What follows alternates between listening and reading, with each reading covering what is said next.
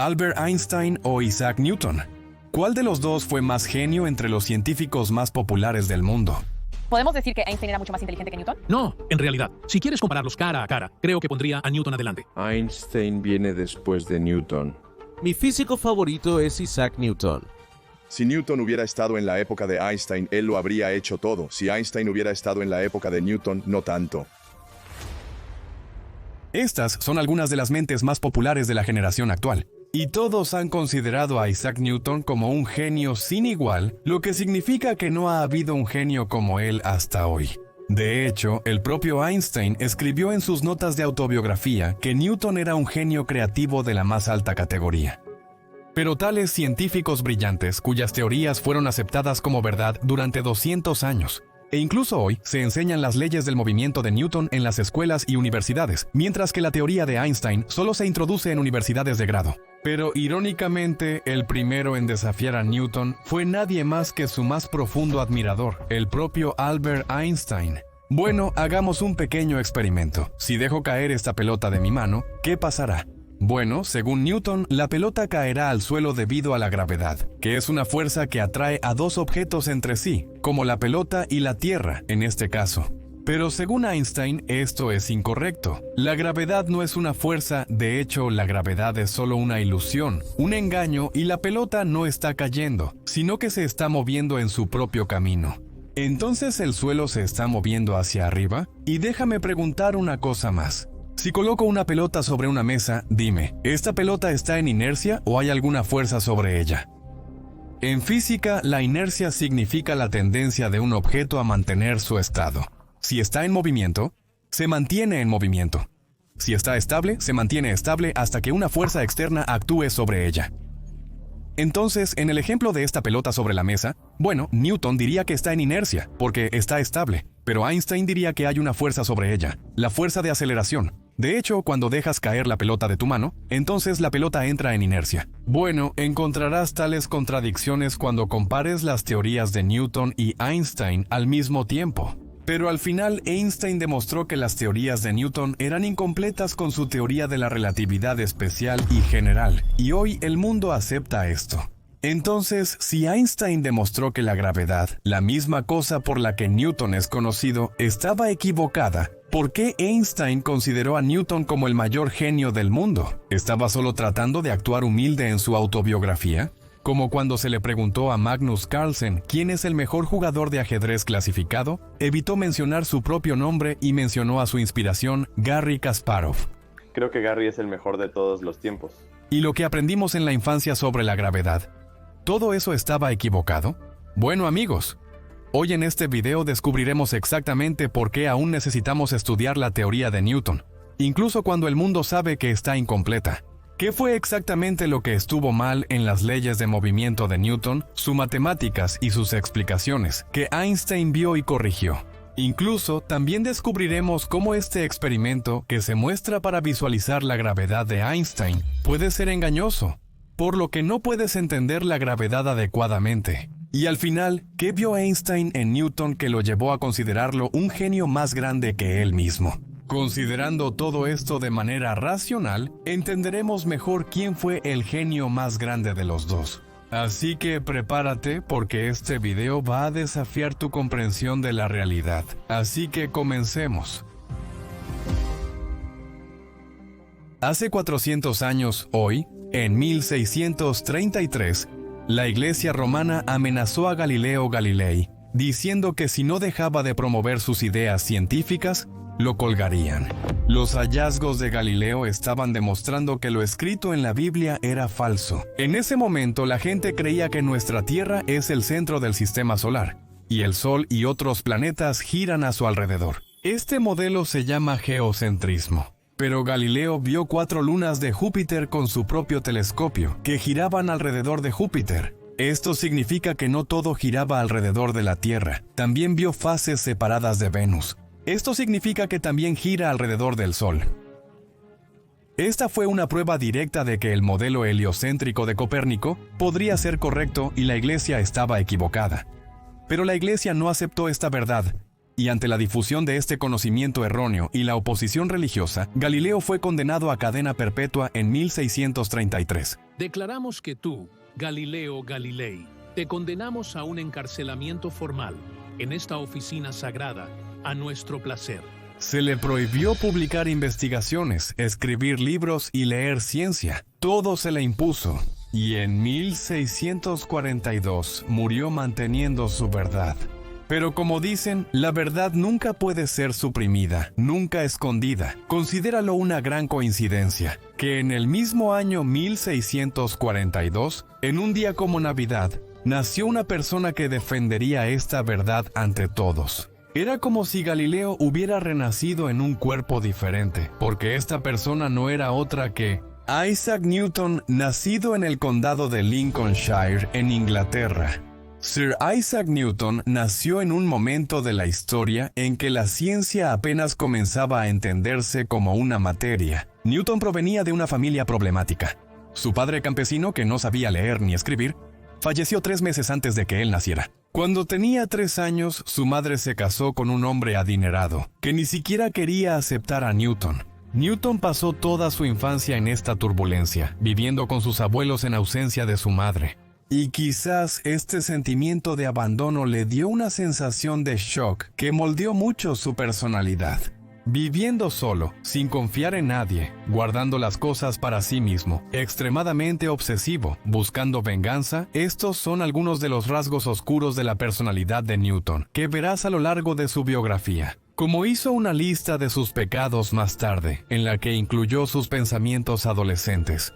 En esa lista escribió que en un momento estuvo tan frustrado que tuvo pensamientos de quemar a su madre y a su padrastro. Pero de todos modos, su madre se divorció en unos años y él se mudó con ella. A la edad de 15 años, ella quería que Newton dejara la educación y trabajara en sus campos ancestrales. Pero Newton estaba hecho de otra pasta. De hecho, incluso mientras cultivaba, se sentaba debajo de un manzano y resolvía problemas matemáticos. Al ingresar a la universidad, se dio cuenta en unos pocos días de que le estaban enseñando conceptos obsoletos. Al igual que no existe la gravedad en la física de Aristóteles, conocida como física aristotélica. Cada objeto simplemente tiene una tendencia natural a moverse de un estado no reposado a un estado reposado. Como por ejemplo cuando se deja caer una pelota, cae al suelo y llega a un estado de reposo. Cuanto más grande sea el objeto, mayor será su tendencia a llegar a un estado de reposo. Ahora voy a hacerte una pregunta de sentido común. Dame la respuesta. Tomo 2 pelotas. Una grande, con más masa, y la otra con menos masa. Ahora, si las dejo caer juntas desde arriba, ¿cuál pelota caerá primero? ¿Qué te dice tu sentido común? La pelota con más masa desde la perspectiva de Aristóteles tendrá más tendencia a llegar a un estado de reposo, y por lo tanto, la pelota más pesada caerá primero. Pero Newton no estuvo de acuerdo con este argumento. De acuerdo, a Newton le costaba aceptar un concepto más de la física aristotélica. Argumentó que se necesita una fuerza constante para mantener un objeto en movimiento. Si la fuerza se detiene, el objeto también dejará de moverse y regresará a un estado de reposo, porque recuerda, cada objeto tiene una tendencia natural a permanecer en reposo. Ten en cuenta que para Aristóteles no había concepto de inercia, por lo que no había concepto de gravedad y no había concepto de inercia. Ahora, ¿por qué esto molestaba a Newton? Porque su inspiración, Galileo, ya había demostrado en 1589 con un experimento desde la torre inclinada de Pisa, que cuando se lanzan 2 pelotas juntas, ambas caen juntas sin importar su masa. Así que no hay vínculo entre la masa de los objetos y el hecho de que caigan primero o después. Y por esta razón, para encontrar la verdad, Newton comenzó a estudiar por su cuenta los libros de ideas modernas de científicos y filósofos como Galileo, Copérnico, Descartes, Cavallari en junio. Imagina fuiste a la universidad y en unos días te diste cuenta de que estabas estudiando conceptos obsoletos y tenías que estudiar por tu cuenta. Los científicos que piensan de esta manera hacen algo diferente. Incluso hizo un cuaderno especial, llamado Quaestiones Quaedam Philosophicae, que significa ciertas preguntas filosóficas, en el que escribió algo muy hermoso. Aristóteles es mi amigo, Platón es mi amigo, pero la verdad es mi mejor amiga. Después de estudiar por su cuenta durante 4 años en sus días universitarios, comenzó a obtener claridad en los conceptos de movimiento y gravedad. Cuando Newton vio las cosas caer, 2 poderosos pensamientos vinieron a su mente y ambos pensamientos llevaron a 2 grandes invenciones. El primer pensamiento: ¿por qué caen estas cosas? ¿Es esta tendencia debido a alguna fuerza y es la misma fuerza la que mantiene nuestra luna en la órbita de la Tierra? Hasta ese momento se habían inventado las leyes de movimiento planetario de Kepler, y luego Newton supo que la luna orbita la Tierra en una órbita elíptica. Pero nadie sabía por qué estaba pasando esto. Por alguna razón, simplemente se asumía que estaba en órbita. Así que todo lo que Newton tenía que hacer era probar de alguna manera que la misma fuerza que está atrayendo la manzana hacia abajo también está manteniendo la luna en órbita alrededor de la Tierra. Y de esta manera se descubrió el concepto de gravedad. Ahora esta idea nunca se le ocurrió a filósofos como Aristóteles, Galileo o Copérnico. Nadie jamás pensó en la idea de que una fuerza que atrae a dos objetos entre sí, ¿cómo es que mantiene a la Luna en órbita alrededor de la Tierra? ¿Por qué la Luna no se estrella contra la Tierra? Bueno, esto se entendió a partir de uno de los experimentos mentales de Newton, el ejemplo del proyectil de Newton. Si disparas un proyectil desde la Tierra con poca fuerza, la Tierra lo atraerá hacia abajo y caerá. Y por otro lado, si lo disparas con mucha fuerza, se irá directamente al espacio, como lo hacen los cohetes. Pero si aplicas justo la cantidad correcta de fuerza para que la Tierra no pueda tirarlo hacia abajo y no acelera lo suficiente hacia adelante para ir directamente al espacio, entonces seguirá cayendo hacia la Tierra pero nunca tocará realmente el suelo. Esto es lo que llaman una órbita, así como la Luna también está cayendo constantemente hacia la Tierra pero nunca realmente la toca. Solo tenía que probarlo matemáticamente, pero ¿cómo lo hizo? Solo espera y observa. El otro pensamiento que tuvo cuando miró las cosas caer fue que tan pronto como cualquier objeto cae, podemos medir fácilmente la velocidad de su caída, usando la fórmula de distancia sobre tiempo. Pero el problema es que esta fórmula solo calcula la velocidad promedio del objeto que cae. Si queremos saber, digamos, la velocidad exacta de la manzana en el punto exacto 2 segundos después de caer, ¿cómo podemos calcular eso? Ahora, para responder esto, literalmente inventaron una nueva rama de las matemáticas, que se usa en el 80% de la física hoy en día: cálculo. La física se trata de cambio y el cálculo describe el cambio. En el universo solo hay una cosa constante y esa es el cambio. El cálculo es una herramienta matemática que les ayuda a predecir cambios. ¿Cómo evolucionará algo? El cálculo describe el movimiento, como la ecuación de un objeto que cae. El cálculo describe la electricidad y el magnetismo, como las ecuaciones de Maxwell. El cálculo describe la relatividad general, como la ecuación de campo de Einstein. El cálculo describe la mecánica cuántica, como en la ecuación de Schrödinger. El cálculo también describe la termodinámica, y mucho más. Así que Newton básicamente aprendió a describir matemáticamente el movimiento que ocurre en la Tierra. Ahora solo tenía que aprender a describir matemáticamente el movimiento de los planetas en el espacio, para poder probar que la gravedad funciona de la misma manera en la Tierra y en todo el universo. Es una fuerza universal. Y luego, después de años de esfuerzo, finalmente corroboró los objetos en caída, el movimiento de la Luna y la tercera ley de Kepler sobre la órbita elíptica, y desarrolló la ley universal de la gravedad.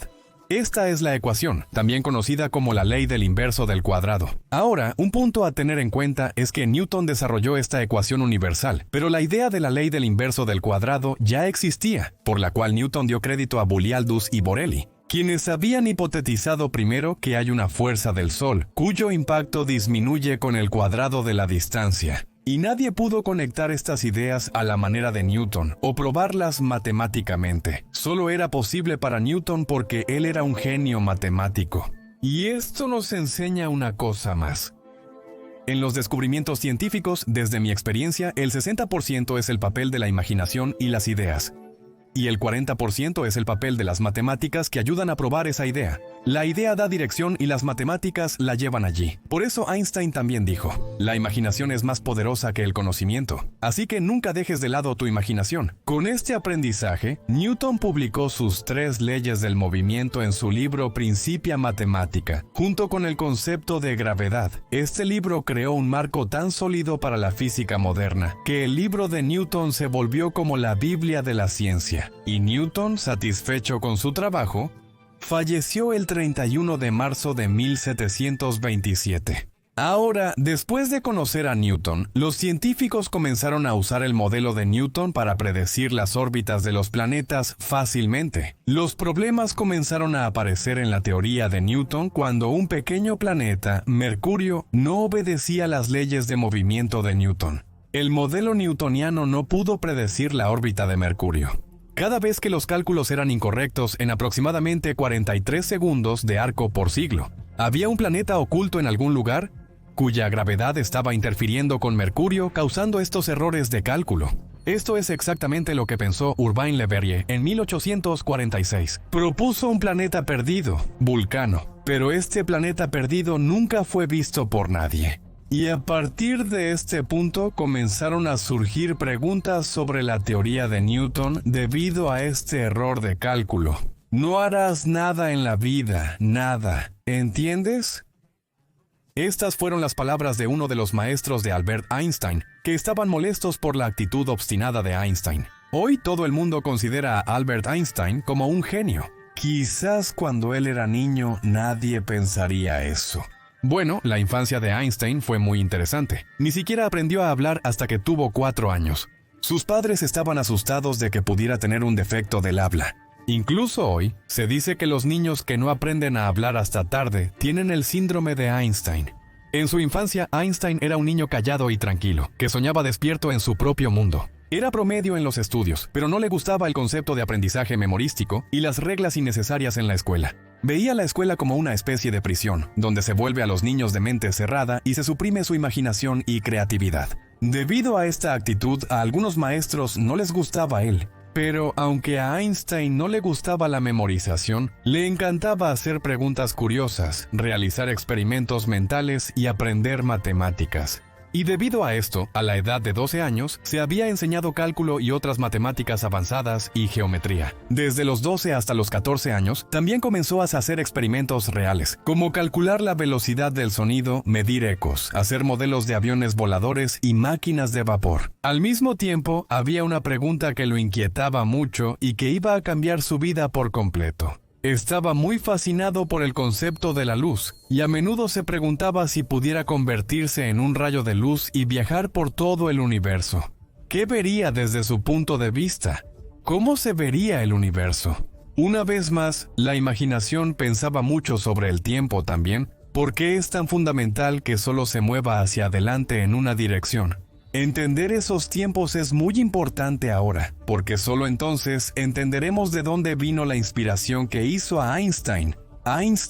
Entonces, en ese momento, 2 teorías de la física se habían convertido en la piedra angular de nuestra comprensión de la realidad. Una eran las leyes de movimiento de Newton y la otra eran las leyes de electromagnetismo de Maxwell, que fueron dadas por James Clerk Maxwell en los años 60. Y revelaron que la luz no era más que radiación electromagnética, y sus leyes describen el movimiento y la propagación de la luz. Ahora, no se probó en ese momento, pero las ecuaciones de Maxwell sugerían que la velocidad de la luz debería permanecer siempre constante para cada observador, que es aproximadamente 300.000 kilómetros por segundo.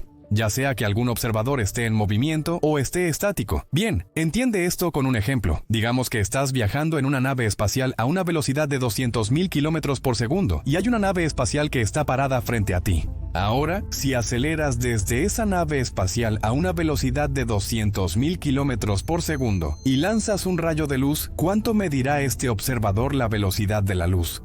Bueno, el sentido común de Newton diría que la velocidad de la luz es de 300.000 kilómetros por segundo más la velocidad de la nave espacial, que es de 200.000 kilómetros por segundo, que es igual a 500.000 kilómetros por segundo. ¿No es simple? Quiero decir, si lanzaras un misil a una velocidad de 100.000 kilómetros por segundo, la velocidad del misil se sumaría a la velocidad de la nave espacial, y la velocidad neta sería de 300.000 kilómetros por segundo. Está bien, estoy intercambiando velocidad y rapidez aquí, para que más personas lo entiendan, porque rapidez es una palabra más común. Así que, esto es un simple movimiento relativo newtoniano donde 2 velocidades deberían sumarse. Pero en el caso de la luz no sucede así. El observador solo verá la velocidad de la luz como constante, es decir, 300.000 kilómetros por segundo. De hecho, la velocidad de la luz siempre permanecerá constante para cada observador.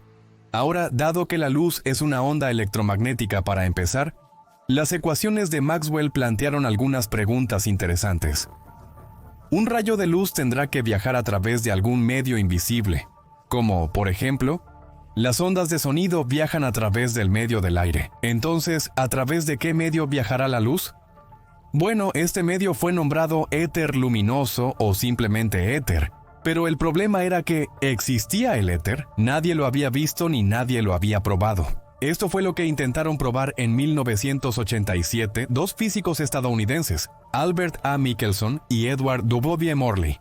Y, para su sorpresa, aunque fueron a probar una existencia, probaron que un medio como el éter no existe en absoluto. Y sí, también validaron la afirmación de Maxwell de que la velocidad de la luz es de hecho la misma para todos los observadores. Ahora, ¿cómo se probó este experimento y cuál es toda la historia detallada entre estos eventos? Ya lo he cubierto en este video, que puedes ver si deseas una perspectiva detallada. Por ahora solo nos enfocaremos en los puntos principales. Así que ahora finalmente hemos llegado a ese punto en la historia donde se plantearon muchas preguntas sobre las teorías de Newton.